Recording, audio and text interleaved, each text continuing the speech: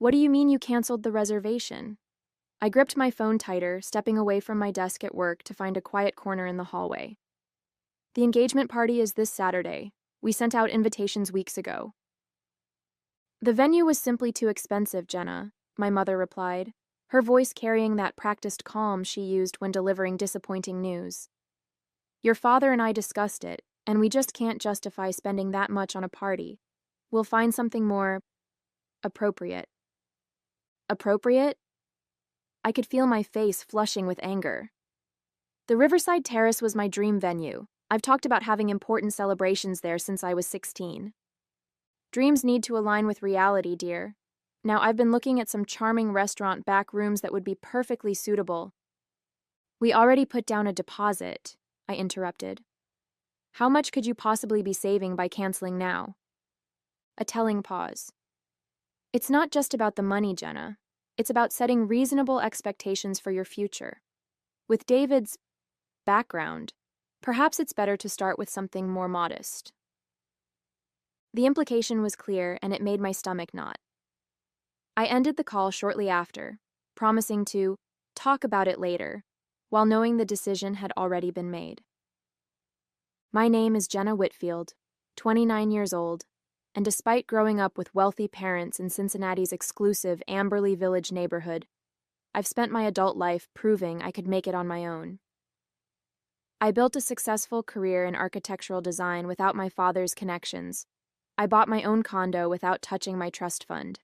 And I fell in love with David Chen, a brilliant software developer who grew up with nothing but made something extraordinary of himself, even if my parents couldn't see beyond his modest clothes and unassuming demeanor.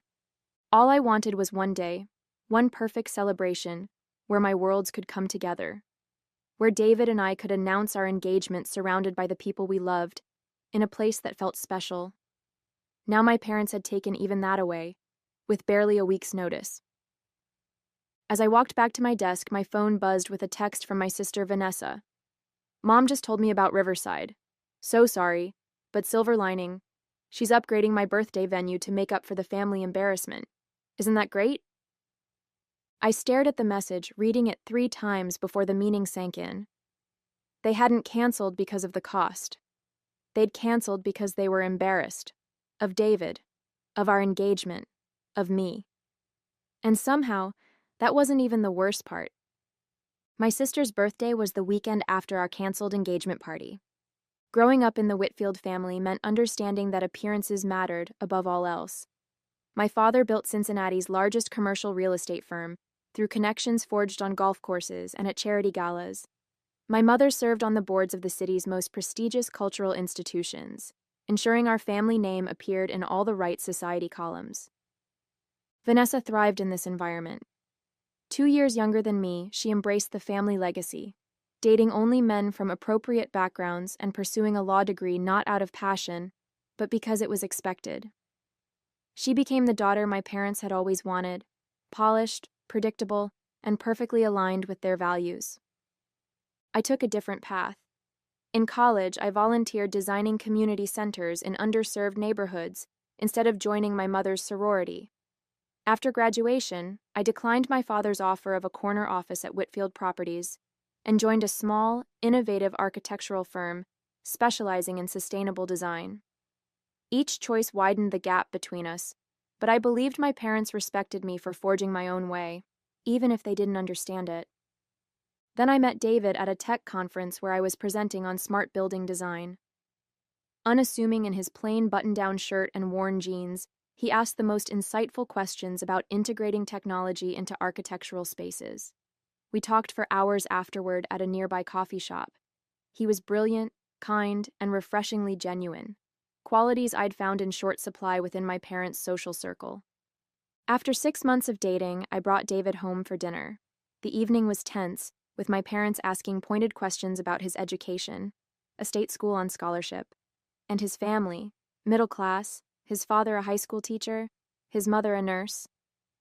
My father barely concealed his disapproval when David mentioned he still drove his college car, a 15-year-old Honda that ran perfectly well. Well, at least he's resourceful, my mother had whispered to me later that night, as if frugality were an exotic trait she was trying to be open-minded about. I'd chosen to believe they just needed time to see the man I saw, to appreciate his brilliant mind and generous heart, rather than fixating on his bank account or pedigree. When David proposed 6 months later with a simple but meaningful ring he'd designed himself, my parents offered lukewarm congratulations and immediately suggested a long engagement. "Just to be sure," my father had said, "marriage is a lifetime commitment. You want to know someone completely before taking that step." What he really meant was, he hoped I'd come to my senses and find someone more suitable. In retrospect, I should have seen the warning signs. The engagement party they'd reluctantly agreed to host was never meant to actually happen. The final confirmation came 3 days after the cancellation, when I stopped by my parents' house unannounced. I'd been avoiding their calls, needing time to process my anger before confronting them. As I pulled into the curved driveway, I noticed extra cars parked outside: my aunt's Mercedes, my father's business partner's Range Rover, and my sister's BMW. I found them in the sunroom, gathered around catering samples and floral arrangements. My mother was gesturing animatedly to what appeared to be a table layout.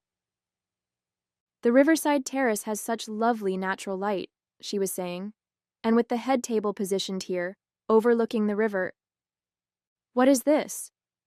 My voice cut through the cheerful chatter. 5 heads turned toward me in surprise. My mother recovered first. "Jenna, we didn't know you were coming by. We're just finalizing some details for Vanessa's birthday celebration." At the riverside terrace. It wasn't a question. An uncomfortable silence fell. My aunt suddenly became very interested in her phone. My father's business partner murmured something about a call he needed to make and slipped out. Vanessa at least had the decency to look embarrassed. "I told Mom it was too soon after your situation, but she insisted the venue was perfect and already available." "Available because you canceled my reservation," I said, my voice eerily calm, despite the storm raging inside me. My father stood straightening his golf shirt. "Jenna, let's discuss this privately." "Why? Everyone here already knows what happened. You canceled my engagement party, claiming it was too expensive, and then booked the exact same venue for Vanessa's birthday. I'd love to hear the explanation." "It's not that simple, dear," my mother began, her society smile firmly in place. "With the guest list we've cultivated for Vanessa's event, the riverside makes perfect sense. The connections your father can foster there. And my guests weren't important enough? My celebration wasn't worth it?" "That's not what your mother is saying," my father interjected. "Look, Jenna, we've been patient with this phase of yours, the job at that small firm, the modest apartment, and now David." "David?" My voice hardened. "What does my fiancé have to do with this?" My parents exchanged a look I'd seen too many times before, the one that preceded some difficult truth they felt obligated to share for my own good. "He's just not suitable," my mother finally said. "Not for someone with your background. He's nice enough, but he has no ambition, no family connections, nothing to offer." "Except love, respect, and support," I countered. "Things that actually matter." My father sighed heavily. "Your fiancé isn't good enough for this family, Jenna. And deep down you know it. We're simply trying to save you from making a mistake you'll regret." The words landed like physical blows. I'd suspected their disapproval, but hearing it stated so bluntly shocked me to my core. In that moment, surrounded by party preparations meant for my sister but not for me, I finally saw my parents clearly. Their conditional love, their shallow values, their absolute certainty that they knew best. I walked out without another word, my mind reeling. They had judged and dismissed the man I loved without ever truly knowing him. And for the first time, I wondered if they knew me either. That evening, I sat in my condo with David, tears streaming down my face as I recounted what had happened. He listened quietly, his expression more sad than angry. When I finished, he took my hands in his. "I'm sorry they hurt you," he said softly. "But I'm not surprised by how they feel about me." I thought they'd at least try to get to know you, I said, wiping my eyes. I thought family mattered more than money. David gave me a sad smile. Some people can only see value in things they already understand. Your parents measure worth in a specific way, and I don't fit their metrics. His calm acceptance only made me more determined. Let's host our own engagement party, I suggested suddenly. Something simple but meaningful. We don't need the Riverside Terrace. We don't need their approval. David hesitated. Are you sure? This is your family, Jenna. I don't want to be the reason you cut ties with them. You're not the reason, I assured him. Their behavior is. Please, let's do this our way. Over the next 2 days, I channeled my hurt into action. I found a charming rooftop venue at a local brewery, reached out to friends, and designed digital invitations. It was coming together beautifully, a celebration that reflected who we really were, not who my parents thought we should be. Then came Friday morning, and a call from Vanessa. Mom's invited the Hendersons to my party, she said without preamble. The Hendersons? As in Jonathan Henderson's family? My stomach sank. Jonathan was Vanessa's ex-boyfriend, the son of a prominent banking family whom my parents had adored. They'd been devastated when Vanessa broke up with him last year to date Brad, a pharmaceutical sales rep they considered beneath her. Now the invitation made perfect sense. They were trying to orchestrate a reunion. She claims it's because his father is considering investing in Dad's new development, Vanessa continued. But we both know what she's doing. And get this, she told Brad the party was canceled due to family issues, but really she just didn't send him an invitation. I closed my eyes, recognizing the pattern. She's doing to you what they did to me. Not exactly, Vanessa countered. I'm their golden child, remember? They're not canceling my party. They're just trying to control who I celebrate it with. But Jenna, I'm really sorry about what they said to you. About David. It was cruel and unfair. It was the closest Vanessa had ever come to openly criticizing our parents. For a moment, I thought I'd found an ally. Why don't you and David join us at your own engagement party? Bring Brad, too, and we'll have our celebration right under their noses, I suggested, warming to the idea of this small rebellion. The line went quiet. I can't do that, she finally said. Dad's announcing my promotion to junior partner at the firm during the party. I've worked 3 years for this, Jenna. I can't jeopardize it, even for you. The familiar disappointment settled in my chest. So you'll let them manipulate your life as long as there's something in it for you? What about Brad? I'll make it up to him. Look, not all of us can afford to burn bridges with the family, Jenna. Some of us have practical considerations. After we hung up, I sat at my desk, staring at the half-finished invitations on my computer screen. Even my small act of independence felt hollow now. I could host my own party, but the people who should care most, my family, would still be across town, celebrating without me, continuing as if my feelings and choices didn't matter. David found me like that an hour later, my engagement ring glinting in the light as I twisted it around my finger, wondering if I was fighting a battle I couldn't win. Saturday morning, the day of what should have been our engagement party, I woke to find David already dressed and sipping coffee on our small balcony. I was thinking, he said when I joined him, maybe we should go to Vanessa's party. I nearly choked on my first sip of coffee. What? Why would we subject ourselves to that?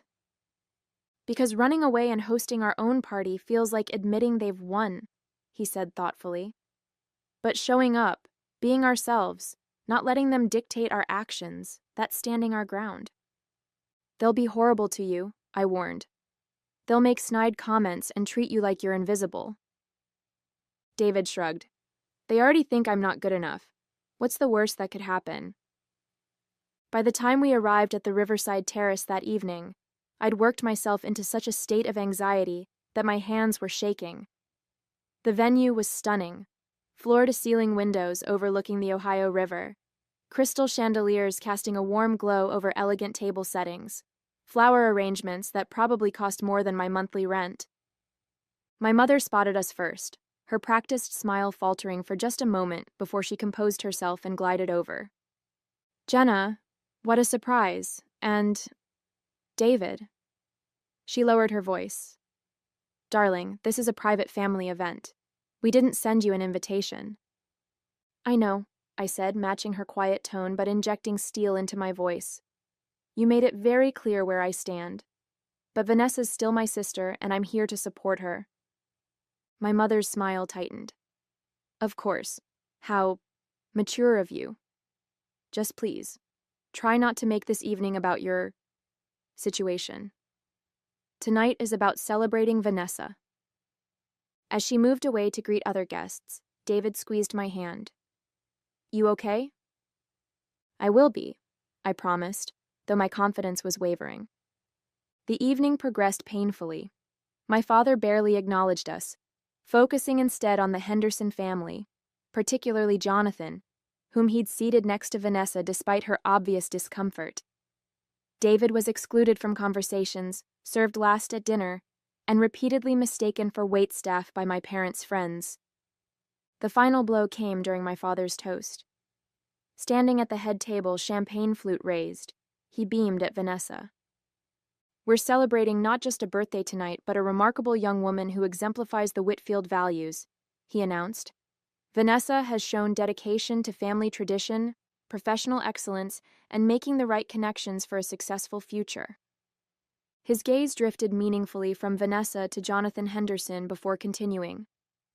In fact, I'm proud to announce that Vanessa is being promoted to junior partner at Whitfield Properties, where she will help lead our exciting new venture with Henderson Financial Group. Applause erupted while I sat frozen in shock. This wasn't just a birthday party, or even just a professional announcement. It was an orchestrated business merger between families, one that would bind Vanessa to Jonathan through their parents' companies, making any possibility of her choosing her own path increasingly difficult. And suddenly, with crystal clarity, I understood what was happening. This wasn't about David not being good enough. It was about control, about maintaining the Whitfield dynasty on their terms. As realization dawned, I felt David tense beside me. Following his gaze, I saw my father deep in conversation with a man I didn't recognize. The stranger kept glancing in our direction, his expression shifting from disbelief to something like awe. David, I whispered. Who is that man? Robert Maxwell, he replied tightly, CEO of Pinnacle Tech. Before I could ask why the CEO of one of the country's largest technology companies would be interested in us, David was already standing. We need to leave. Now.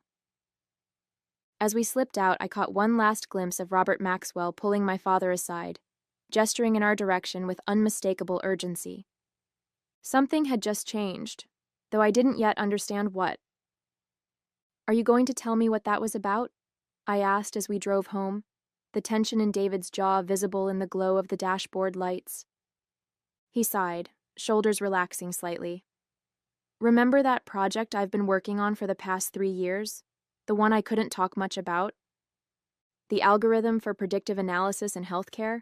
The one that's coming along whenever I ask about it?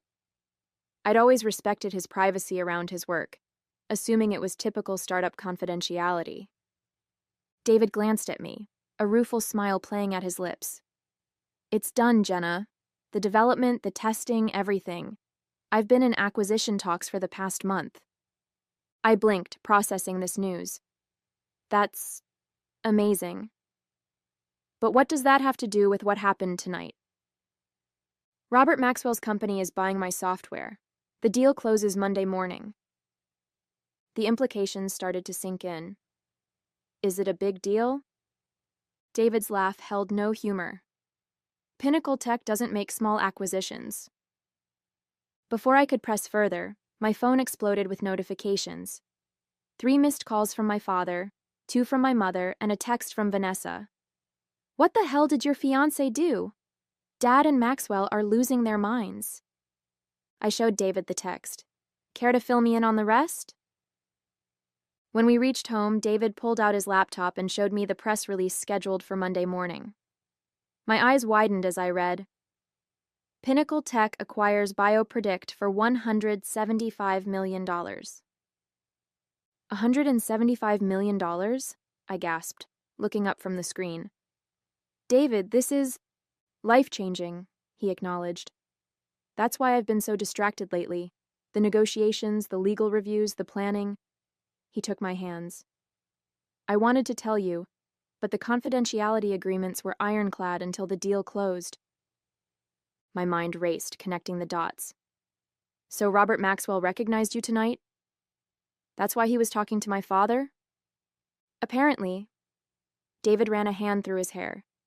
I guess he thought your father already knew who I was. Just then my phone rang again. My father. I hesitated, then answered on speaker. Jenna, he began, his voice unusually deferential. Is David with you? I'd very much like to speak with him about a potential opportunity. It's nearly midnight, Dad, I replied, my voice cool. What opportunity could possibly be so urgent? A pause. Robert Maxwell mentioned that David's company has developed some extraordinary healthcare technology. Whitfield Properties is expanding into the medical office sector, and we'd be very interested in discussing potential collaborations. The audacity was breathtaking. Hours ago, my father couldn't be bothered to acknowledge David's existence. Now, sensing a business opportunity, he was falling over himself to connect. Actually, I said, a plan forming in my mind, we'd love to discuss this further. How about brunch tomorrow? Say, 11 a.m. at the Riverside Terrace. My father readily agreed, promising to make the arrangements immediately. After hanging up, David looked at me questioningly. The Riverside Terrace? Are you sure? Absolutely, I said, my determination growing stronger. If they want to talk business with you, they can do it where our engagement party should have been, and they can face exactly who you are, not who they assumed you were. David smiled, but his expression remained concerned. Jenna, I never wanted my work or money to matter in our relationship. That's why I drive an old car and wear simple clothes. I wanted to be valued for my ideas, not my bank account. And I do value you for that, I assured him. But tomorrow isn't about the money. It's about showing my parents the consequences of judging people based on appearances, and about reclaiming our dignity on our own terms. As we prepared for bed, my phone buzzed with a text from my father. Brunch confirmed. Riverside Terrace, private room. Looking forward to discussing this exciting opportunity with David. The stage was set for our own version of justice. The Riverside Terrace looked different in daylight, less imposing, more transparent. Sunlight streamed through the windows, casting long rectangles of light across the polished floors. No hiding in shadows today. My parents arrived first, dressed in their Sunday best, faces carefully arranged in welcoming expressions. Vanessa came too, curiosity apparently overriding her embarrassment. She'd brought Brad along, a small act of defiance I quietly appreciated. David and I entered last. He wore the same simple button-down shirt and jeans he'd worn when we first met, a deliberate choice we'd discussed that morning. I dressed professionally but modestly. Architect Jenna, not Whitfield heiress Jenna. David, wonderful to see you again, my father boomed, extending his hand with newfound enthusiasm. Robert Maxwell speaks very highly of your work. Very highly indeed. Thank you for arranging this, David replied politely, his demeanor unchanged from every other interaction with my parents, respectful but unimpressed by their status. We settled at the table, mimosas and coffee appeared, and my father launched into an obviously rehearsed speech about exciting synergies and mutual opportunities. My mother nodded along, occasionally touching David's arm to emphasize a point, the same David she couldn't be bothered to speak to directly a week earlier. When my father finally paused for breath, I placed a folder on the table, a copy of the acquisition documents David had shown me, with his permission. Before we go further, I said calmly, I think we should be clear about what we're discussing. I opened the folder, turning it to face my parents. David isn't just developing healthcare technology. He founded BioPredict, which Pinnacle Tech is acquiring tomorrow for $175 million. My father's face went pale as he scanned the document. My mother's smile froze, her eyes darting between David and the paper.